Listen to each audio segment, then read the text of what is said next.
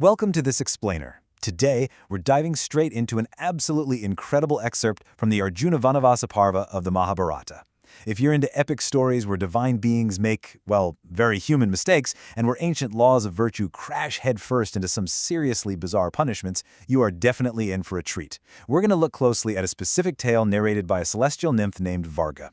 We'll track her terrifying downfall and her prophesied rescue. We've got a lot of fascinating ground to cover, so let's just jump right in. Let's start things off with a staggering number, 100. Take a second to really wrap your head around a full century, because that is exactly how many years a group of celestial beings, 5 beautiful Apsaras to be precise, had to spend living as literal man-eating crocodiles just lurking in the waters. Imagine that. One moment you're this divine, ethereal creature, and the next, boom, you're a cursed, water-bound predator forced to seize humans for 100 years. It's a completely brutal fate, and the wild part is, it all stemmed from a single, fatal mistake made in a fleeting moment of arrogance. So, how exactly did they end up here? Let's find out. Section 1. The Hubris and the Curse. In the ancient world of the Mahabharata, the power dynamics between celestial beings and earthly ascetics are highly volatile. Crossing the wrong sage, that carries catastrophic consequences. Our story actually kicks off with a massive provocation. Varga, our celestial nymph, and her 4 friends kinda let their youth and beauty get the better of them. Urged on by the god of desire, they decided it'd be a good idea to tempt an incredibly powerful ascetic, Brahmana, who was completely steadfast in his vows. Talk about a massive miscalculation. The Brahmana, possessing immense spiritual wealth, gets provoked and flat-out curses them. Instantly realizing their terrible error, the women are distraught and immediately try to appease him. Varga's exact argument here is super fascinating. She pleads, "Truly, O Brahmana, it was death to us that we had it all come hither to tempt thee." But then she pivots to this really clever philosophical defense. She brings up the laws of virtue, reminding him that the virtuous, however, have said that women should never be slain. Basically, she argues that a Brahmana by his very nature has to be a friend to every creature and protect anyone seeking mercy. They literally use his own strict adherence to virtue as a shield to save themselves from ultimate destruction. And honestly, this brilliantly illustrates just how severe ancient justice could be. Look at the contrast. On one side, you've got their original state, inflated with youth, celestial beauty, that whole divine form.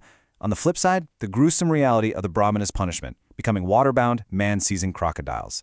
The text is clear that they were cursed to physically transform into terrifying beasts that dragged men to their deaths. It's a total, ruthless stripping away of their vanity. Their beauty, which was their weapon of temptation in the first place, is entirely replaced by the horrifying, scaly form of an apex predator. It's a classic mythological lesson, right? Hubris leads directly to a humiliating, highly specific downfall. Section 2.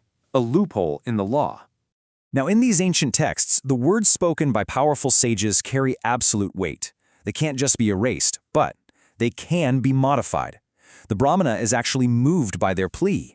Being a virtuous soul, he becomes propitious or favorable towards them. But he lays down a fundamental rule about his speech. He says, "Never have I spoken an untruth even in jest. Therefore, all that I have said must come to pass." He can't uncurse them. However, he does grant them a merciful loophole. He clarifies that while the words 100 and 100,000 often mean eternity in this context, the 100 he just used is strictly a limited period. He then prophesies their rescue, stating, "At the end of that period, an exalted individual will drag you all from water to the land. Then ye will resume your real forms." This is a total game changer. The curse is no longer eternal damnation. It's now a finite period of suffering with a guaranteed physical escape hatch waiting for them at the end. So, the real takeaway here is understanding the lasting legacy of this whole event. The Brahmana goes on to declare that after they're finally delivered, the waters where they suffered will become sacred. He literally names them Nari-tirthas, which the text defines as sacred waters connected with the sufferings and the deliverance of females.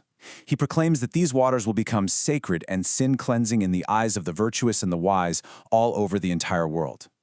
This is absolutely fascinating.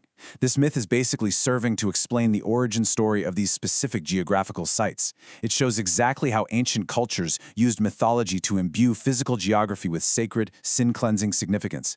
The landscape itself physically holds the memory of both the nymph's suffering and their eventual liberation. Section 3. Narada points the way. Left with heavy hearts, the women wander off, probably wondering where on earth they'll ever find this exalted man who's supposed to restore their shapes. But almost instantly, their sorrow is met with a bit of divine intervention.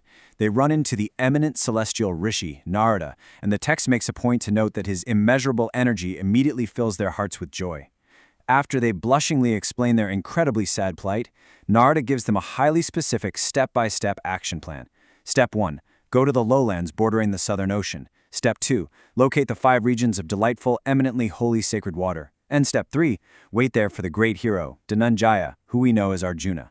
Narada assures them without a shadow of a doubt that this specific hero will be the one to deliver them. So the nymphs follow these exact instructions, take their places in the waters, and that agonizing century-long wait officially begins. Section 4. Arjuna's heroic rescue. Fast forward a full century and the prophecy finally matures. The stage is set, and our hero steps onto the scene. True to the Brahmana's words and Narada's exact prophecy, Dhananjaya arrives at these sacred waters. The rescue itself unfolds in this amazing sequence of action and compassion. First, Arjuna physically drags Varga out from the water to the land.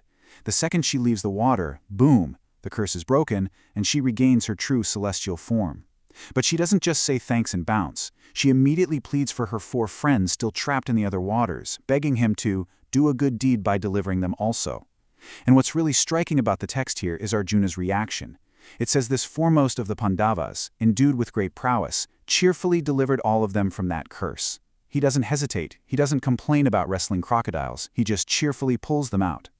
Rising from the waters, all the Apsaras look exactly as they did before, their century of torment finally over. And just like that, the waters are freed from the danger that made them so notorious. Section 5. The journey continues. Now, with the sacred waters cleansed and the Apsaras free to go wherever they choose, you'd think our hero might take a well-deserved break. But this is Arjuna, and he's on an exile of his own. In these epic tales, heroes rarely get to just chill out. Tracking his journey, we see that saving the Apsaras was really just a single pit stop on a much larger itinerary. Step 1, as we just saw, was freeing the sacred Nari-tirthas. But immediately after pulling off this incredible feat, Arjuna becomes desirous of seeing his wife Chitrangada again. So, Step 2, he heads straight to the city of Manipura. Step 3. Upon arriving, he beholds Vabhruvahana, the son he had begotten upon Chitrangada, sitting on the throne, and he reunites with Chitrangada herself. Finally, Step 4. After visiting his family, Arjuna's exile pushes him ever forward, and the text tells us he proceeds toward the spot called Gokarna. The narrative just marches right on, weaving this completely bizarre, wonderful crocodile curse seamlessly into the broader, sweeping geography of Arjuna's epic travels. As we wrap up this explainer, I want to leave you with a final thought to mull over. Think about what we've unpacked today. 100 years living as man-eating crocodiles for the crime of tempting an ascetic. Did the Apsaras' punishment truly fit the crime? Or, when we peel back the layers of the myth, is this ancient tale really just about the power of sacred geography?